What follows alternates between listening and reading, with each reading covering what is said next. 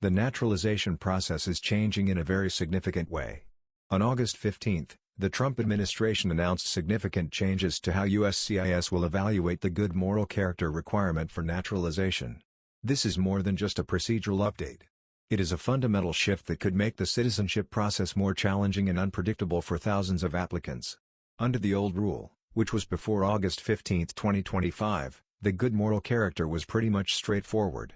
It focused primarily on disqualifying criminal offenses like an aggravated felony and some other types of major problems that individuals had at the time that they were seeking naturalization, like big tax problems or child support problems or even infidelity. Cheating on your spouse is considered a character problem as well.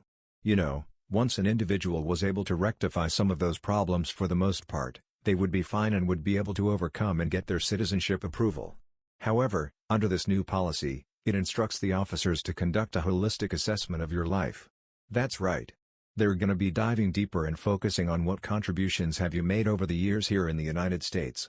It's no longer just about "oh, I've stayed out of trouble all these years," or "over the past 5 years during this statutory period I've stayed out of trouble. I don't have anything on my record that could disqualify me.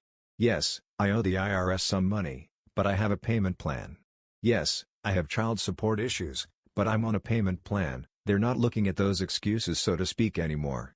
According to the memo, they're not looking at it from that angle anymore.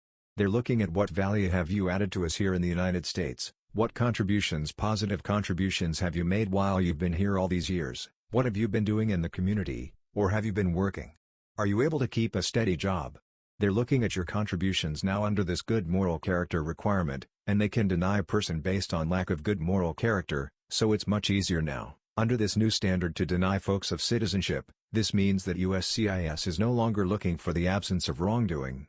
They are looking for positive contributions and scrutinizing behaviors that were previously overlooked. This goes beyond your criminal record. Okay, the new directive expands the definition of what constitutes lack of good moral character to include actions that are technically lawful, but inconsistent with civic responsibility.